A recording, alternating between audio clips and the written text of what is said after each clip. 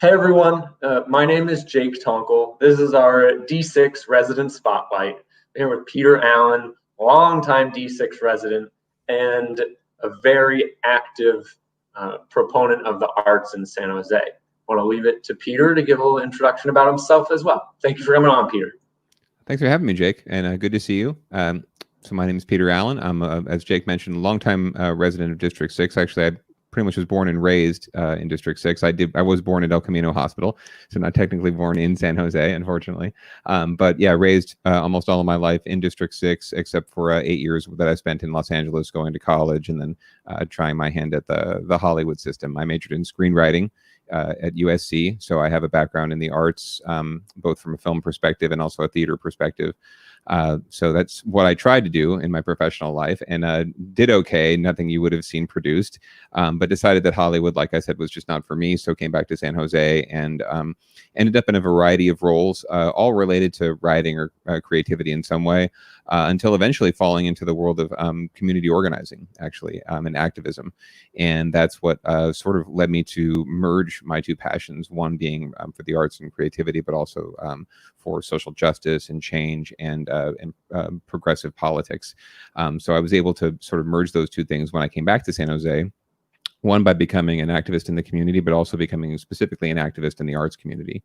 And that's what led me to serve on the Arts Commission in San Jose for the city of San Jose for 4 years. Later on the Planning Commission as well, which I just wrapped up a 4-year term on.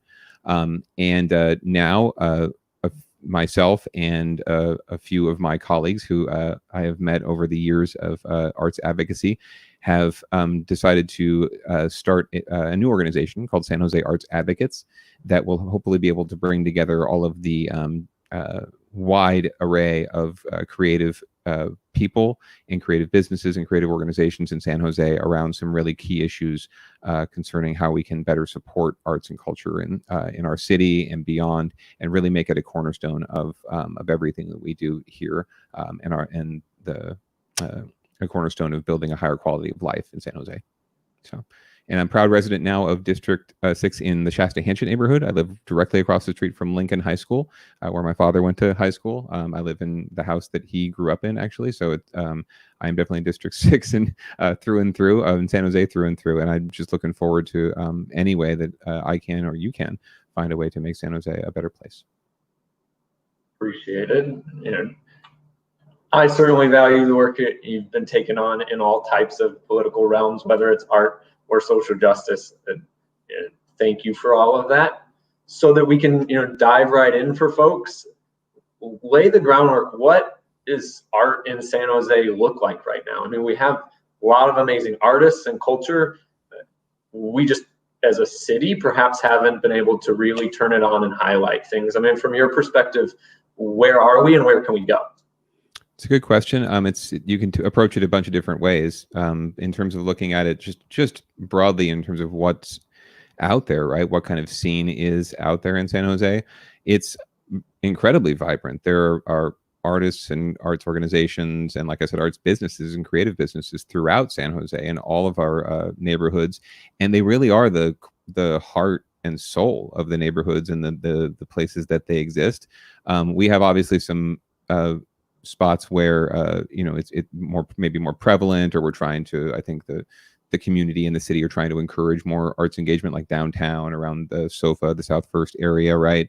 And now other expanding beyond that, Japantown and other parts of the city. So I think that we have an incredibly diverse but incredibly resilient, if not incredibly visible, arts scene here in San Jose. For the most part, our arts community is known to the arts community and not really beyond that. We have a broad population here in San Jose that, from my perspective and the perspective of others, tends to look more beyond San Jose for their arts and culture. They think of San Francisco, they think of even Oakland or the Peninsula, and they don't necessarily think of San Jose first, when in fact we have myriad arts organizations offering something almost every night that you would love to take in, whether it's theater or it's visual arts or anything you want, music, right? Film. You could find something to do just about any night in San Jose if you're looking for arts and culture. And no matter where you are, really, it's just that we've done a very poor job, I think, of selling it to the people here. We spend a lot of time, I think the city and our Team San Jose, which is sort of our convention and visitors bureau, they spend a lot of time talking about and even funding, promoting San Jose beyond San Jose. And I think that's fantastic. I think we should try to put San Jose on the map. But right now, San Jose isn't even on the map to San Jose. So I think the first thing we need to do is really begin to explore how we can better connect the people out there in San Jose, but in the greater city, to the arts and culture, not just downtown, but also in their communities, and how we can provide more opportunities for them, not just to experience the art, but to participate in the arts.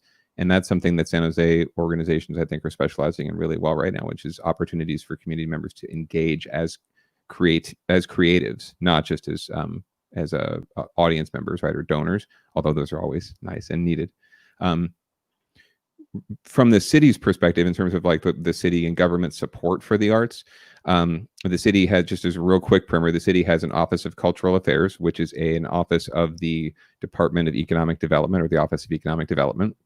There's a good reason for that. It's because they recognize that arts and culture are a key component of any fully functioning economy and economic development, right? And it's what draws people a lot of times to a city, and draw not just visitors, but commercial businesses and residents. They want to see these type of things in their city. They want to be able to have these experiences. They don't want to go to town that doesn't have much of a soul, right? Who would want to live in a city without a soul? Not many, right? So it's important that OCA is affiliated in some way with the economic development. However, it does constrain them a bit, because they don't necessarily have the autonomy that you would like to have to be able to determine their own budget, communications, just a lot more freedom to be creative, right, and flexible with how they spend their money and what they do. So the Office of Cultural Affairs is funded almost entirely. There are some general fund dollars that go to maintenance of the cultural facilities that the city owns, like the Mexican Heritage Plaza, or the San Jose Museum of Art, right, or the Tech Museum, which are run by nonprofits, but they're owned by the city. Most of the rest of the funding for the Office of Cultural Affairs comes from what's called Transient Occupancy Tax, or TOT. It's in the news a little bit lately with Santa Clara, because they're having a big shortfall this year. But the TOT, a portion of it, funds almost all of the OCA's activities, from staff salaries to programs, to the grant programs for our nonprofits and our creative industries. And those grant programs total anywhere from, in my time on the Arts Commission, it was in the $3 to $5 million range. It's definitely gone up since then, because I was on the commission shortly after the recession, so it was pretty. The numbers were pretty bad, but now it's totaling anywhere from $8 to $11 million a year, which is incredibly substantial investment in our arts and cultural community, which they then turn around and use to create almost $200 million of economic impact in our city, just the nonprofit arts organizations. But because I want to hit that again. I mean, understanding there are positive and researched economic benefits to art in our community. Absolutely. And this is not just pulling numbers out of a hat. Americans for the Arts have done studies. They do studies about every 2 or 3 years on the economic impact of arts in various communities around the country. And San Jose is one of the communities they studied. And as of 2017, I believe it's in the neighborhood of $190 to $200 million of annual economic impact is generated just by our nonprofit arts and cultural sector. This is not just, including like Black and Brown and SJ Made and all those amazing creators out there, right, who are for-profit businesses, but they're creative businesses, right? They're supporting the creative culture. So just those organizations alone, they get $11 million from the city max, right? This year it's been drastically reduced because of COVID, in the tax shortfall. But they turn that around. Tax for people, right? Transient tax. It's tax we get when it's basically a tax that hotels charge in San Jose on their guests, right? So primarily, these are obviously not people from San Jose; they're people who are visiting San Jose. But if you go to, this is true in almost any city. If you go somewhere traveling or for business, you stay in a hotel. If you look at the surcharges on your bill, there's usually a surcharge for something like this, whether it's called Transient Occupancy Tax (TOT) or it's some other name. It's basically a charge that the city then takes, a tax the city then takes to spend on whatever they choose and whatever the voters have approved that they spend it on. In San Jose, we're lucky in that the money, which is a 10% surcharge right now, right? There are varying levels too in different cities, but it's 10% surcharge on your bill. So if you have a $200 hotel bill, you're spending $20, right? So how that $20 is divided in San Jose, most of it goes to some of it, 4% of it goes off. 40% or 4% of the 10%, right, goes straight to the general fund, and that gets used on general fund purposes. Another, I want to say 3% gets devoted to Team San Jose and the cultural facilities downtown, our theaters, right, for maintenance and management of those facilities. 1.5% goes to Team San Jose for overhead and for their business operations. Team San Jose is a city labor business triumvirate, if you will. They're a collaboration, a co-op that helps to run and manage this convention center and a lot of our downtown facilities, and also serves as our convention and visitors bureau, right? So they're the ones that advertise the city. So they get a pretty substantial chunk of the TOT, and then the final 1.5% or 15%, I guess, if you look at it as 100%, right? But out of that 10% surcharge, 1.5% or the dollars are escaping me. If it was $100, it'd be a lot easier, right? So if you spend $100, $10 goes to the city, $1.50 goes to the Office of Cultural Affairs, right? And that there's actually conflicting takes from until we get a response from the city attorney as far as who can change that percentage on any given day, right? And who can adjust that? Does it have to go to the voters because it's a tax? Do the voters have to decide on any change to the allocation? Or do the voters just have to decide, what the number is? Is it 10%, 11%, 9%? Some cities it's as high as 14%. I think in Mountain View it's 14%.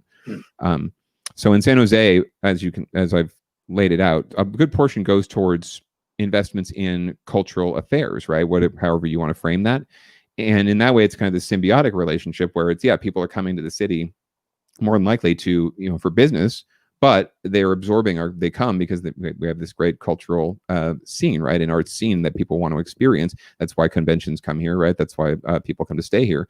So it's this nice reciprocal relationship where they're paying all the tax money that we're spending to reinvest in that arts and cultural community that's generating all this economic impact, which is not just generating hotel taxes, but also sales taxes and property taxes and property taxes, but sales taxes and income taxes that flow back into government, right, as well. Because we've got a study, the same study, Americans for the Arts. I think they found that 15% of California jobs are in arts and culture, can be tied to the creative industry in some way. 15%. A lot of that's driven by Hollywood, obviously, but still, that's a substantial chunk of your workforce. So there's just so much benefit to me to finding ways to invest more, because right now what you have is a situation that's very tenuous. When that tax goes up and down, that causes massive ripples in and what kind of funds are available. And the grant funds literally they don't dry up, but there was a huge cut, almost a 70% cut to the grant funding that had to be, it got backfilled a little bit by coronavirus relief funding, but nowhere near what was expected. So you have a lot of organizations that are hurting right now because they, one, don't know if they can put on programs as they used to, and they don't know if they're going to be able to even fund those programs if they had them, because their grants aren't coming through, and not just from government, right? Everyone's suffering. So it's a really tough spot. And unfortunately, arts and culture aren't seen as essential as you see with healthcare, obviously, or education or any other kind of nonprofit. I think you're going to see more support go there first than necessarily to the arts, unless it's specific. That's why I try to direct people to give to art specific funds, like with SV Creates or or at the national level, find arts related funds to give to, because most of the big funds, it's not for lack of, there's so many places we need to address, right? I don't want to begrudge obviously I don't want to begrudge any other industry, but arts and culture and artists really act as second responders in this world. That's something that Californians for the Arts have been saying a lot, and it's true. We are the ones that help. The creative industry is the one that sort of helps to ease and create the resiliency that we need to come out of a crisis like this, and to cope with a crisis like this that we're going to be in for a long time. People need their entertainment. Shoot, I sat around and watched a 3-hour baseball game the other night, an exhibition game with no one in the stands on TV, just because I needed the entertainment. And I feel bad for these players having to put themselves in jeopardy just to entertain me. But that's sort of where things are at right now. People need to be comforted, because it's just not getting any better anytime soon, unfortunately, until we get good people like you and Joe Biden hopefully elected. Not that I want to pin you down in the presidential race. I have a feeling of where you lean, but you know what I'm saying? Like we really need to invest now and make sure that we continue the investment. This to the city and the state. I don't want to bring them down. The city does a great job of investing. They spend a lot of money and great. The good news is not all our dollars, which is fantastic. If they could find a way to find more, right, or do more, it would just have an infinitely greater impact. The return on investment is so much greater when you're talking about investing in the arts. And we haven't even started talking about arts education, which is a whole separate kettle of fish. Maybe for another live stream with there you go. The last few minutes of this. I know and attended one of the launches of San Jose Arts Advocates, because we're talking about this private percent for art. And I wanted to bring you on as well to explain what that advocacy has looked like. Yeah. Because there is this need not only just for art and people to engage with art, but to push in a political realm for art. Absolutely. Sharing that with people as well. Yeah, absolutely. The San Jose Arts Advocates, really quickly, I mean, so one of the cornerstones of, or the three cornerstones we've organized around are advocacy, education, and collaboration. Advocacy meaning primarily around policy, right? And that's a lot of the times, most of the time in our world, in advocacy world, when it comes to whether it's parks or birds or whatever you're advocating for, it's money that you're really trying to get in some way, right? Either to move it around between projects or to get programs approved that cost money. So at State Arts Advocates, we are focused primarily on San Jose. That's our #1 highest level focus. We do connect with groups at the state level, like Californians for the Arts and California Arts Advocates, to advocate at the state level. And good news is state budgets stayed secure for arts this year at state level. They didn't have any cuts. They were able to meet their guarantee, which is fantastic. Thank you, Gavin Newsom. And then at the national level, we engage with Americans for the Arts, right, and advocate at the federal level. But our focus in terms of our group and what we spend our time prioritizing is San Jose policy. And as you mentioned, thank you for coming, by the way, to our launch party back in February when we were having in-person. It was one of the last in-person big events I went to, so I remember it fondly. So right after that, the city council had what's called their policy priority setting session, which is an annual process where they determine, okay, what are there's so many things they could work on and so many things they need to work on. What are the ones they want to prioritize for this year, and have staff prioritize in terms of their workload, because you can't have staff working on 2 million policies at once, right? And for many, many years, we've been trying to get a policy onto that priority list to explore what's called a private percent for art. Right now in San Jose, if you have a public works project, right, like the sewage treatment plant or a new convention center expansion, 1% of the project budget is then devoted to public art that's either related to that project, or it goes into a fund that funds the public art that you see around San Jose. We have 150 public art projects in San Jose, or display exhibits at any given time, from the airport all the way down to Edenvale. So this would institute a percent for art on private development, which is predominantly what's happening in San Jose. You do not see a whole lot of public development in San Jose right now because they just don't have the money for it. But private development is happening and is going to be happening. And as you know, in District 6, Google is coming right next door and somewhat overlapping District 6. So that's a huge project that could contribute a ton of money to a fund like this, and would help to lock in funding and support for finding space and paying artists and getting these projects done. And really not just projects, or like, I don't want to talk about it like a statue or an ornamental, mobile, right? This isn't necessarily those things, although the things are beautiful and can be. This is also about maybe using the funds and using the work to create spaces for artists to practice their work, to perform, to audition, to rehearse, and just to have space for artists to create, right? That's just something that we're lacking right now, is the space, not necessarily the drive or the artists themselves. They just don't have the space, or even figure out a way to find a way to get more housing, right, for artists, and more ability for artists to be able to be supported to live here. If we're not going to pay them a living wage, we should at least help them survive so that they can be here and not have to leave us in this dearth of opportunity, or dearth of culture and dearth of soul, right? Like, we don't want a soulless city. So So anyway, we were successful. I want to say, I'm really excited to say, after engaging the community, we had a lot of people come to city council to speak out. It's really important. We had a lot of people sign an online petition, which is great. And we had people emailing the city council.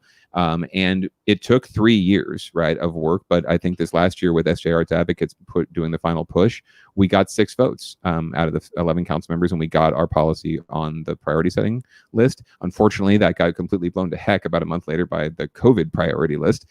But that means all policies are pretty much on hold right now that don't necessarily deal directly with COVID. But we do have word from OCA, from the Office of Cultural Affairs, that they are, their conversations are happening. It is on the radar. They are moving forward to whatever extent they can. Unfortunately, our Director of Cultural Affairs, Carrie Adams-Hapner, got enlisted to support the Emergency Operations Center during the COVID crisis. So right now she's a little tied up, unfortunately. So that does slow things down a bit, but hopefully she'll be back soon and we'll be functioning at full capacity. And we can move forward on crafting a policy that works for everyone. Because obviously you're going to see a lot of pushback from business and from development community, as you'd expect. They're business people. And we're talking about their bottom line. So I think if we can all work together, we can find a way to make it work for everyone. It's just a question of coming together and not just having these like sort of binary battles every city council meeting, right back and forth in the comments. That's not going to solve anything. We really need someone needs to stop the cycle and just come together and have the dialogue and open it up to the community too. Because we want to hear from everyone, and we want to educate everyone too. So if you have a group or an organization or anyone out there who wants to hear more, we're happy to come. Myself or we have a core team. We don't have a board yet. We have a core team.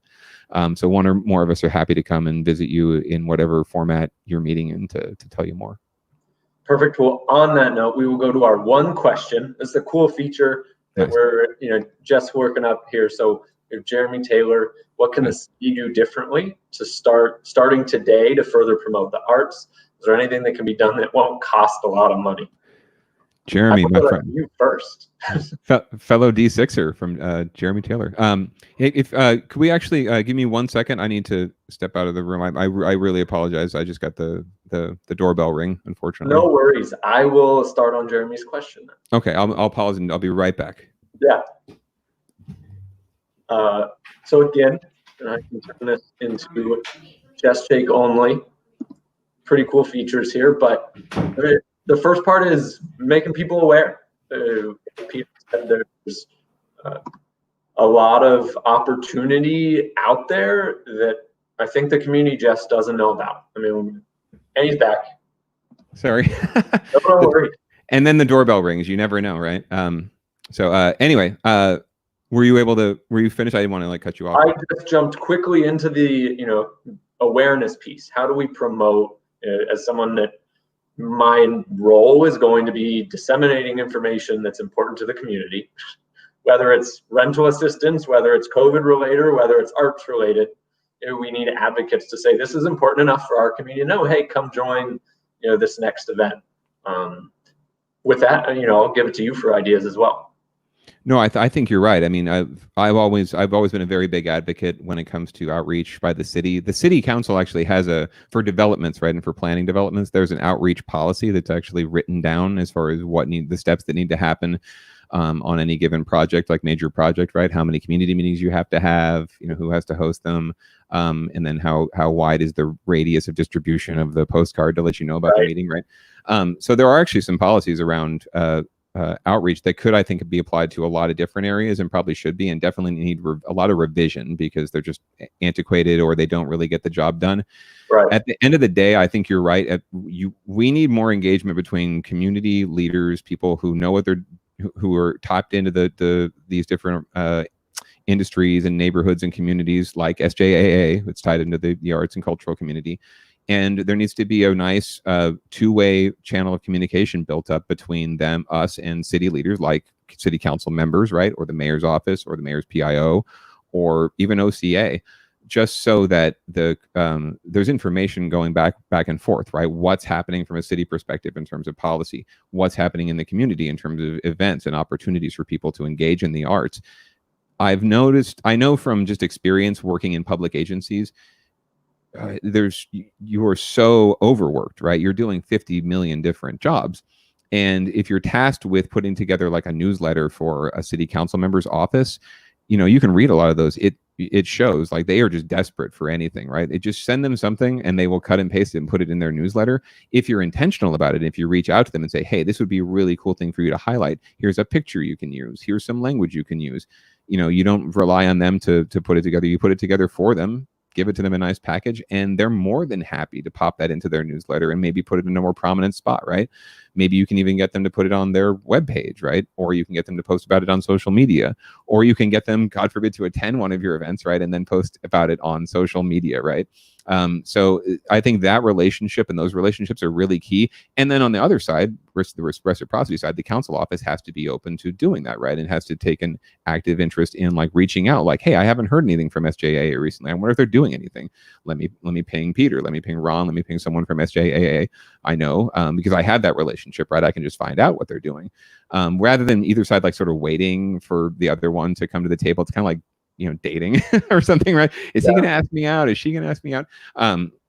It's more just like, just get over yourself and put the word out. And the worst thing that could happen is someone says no, right? It's just like with applying for a grant or running for office or anything risky, right? Anything where you're putting yourself out there. It's really just, the worst thing that can happen is someone says no, right? And if you're worried about that, then why are you in this business? People are going to say no a lot. You just got to learn how to get to yes. So anyway, so I hope that answers Jeremy's question a bit. I think that's something cheap, low cost, because it's really just tapping into the networks that the council offices already have, and theoretically they're connected with hundreds, thousands of residents, and hopefully, the residents that are most engaged, right, the ones that go out and tell their neighbors about what's going on, right, the ones that are in the neighborhood watches, and so they were the ones that have the updates, right. If we can figure out a way to create a nice channel between our neighborhood associations and all of these great advocacy groups out there, and our city leaders, we can develop a nice, I think, it's like a phone tree, right? It's but a communications tree. Relational organizing as well. Yeah, and it's not a tree, right? It's a circle. It's not Ferris wheel. I don't know what a Venn diagram, but it's definitely, it's cyclical. It's not one way. Yeah. I think that's a huge piece of it. And then what are we actively doing? Because we do have some of those networks. And one of the top reasons why I decided to run for office is they don't reach everybody in an equal manner. Yeah. There are members of the community that just don't know where to go, who to talk to. And so very excited that COVID has forced us into these new avenues. How can we reach out in so many platforms and so many capacities? Yeah. And then post-COVID, when we can go back to in-person events or however we plan to do them safely, making sure we're continuing to build relationships there. I mean, it's all about community building, whether it's in the arts or in social justice, et cetera. And when they combine, it's even better. So thank you again, Peter, for joining me and taking the time. I really appreciate it. You're welcome. Looking forward to working together further and further into the future as well. For everybody out there, please, San Jose Arts Advocates at SJAA, I believe. Yeah, it's actually at San Jose Arts. You can spell it out, at San Jose Arts. That's on all of the social media, and then the website is sjartsadvocates.org. But if you find us on social, you'll find our website. But yeah, give us a follow. We're on the top 3, whatever, Facebook, Twitter, Instagram. We're working on Snapchat. Nice. All right. Thanks again, Peter. Good night, everybody. I appreciate tuning in.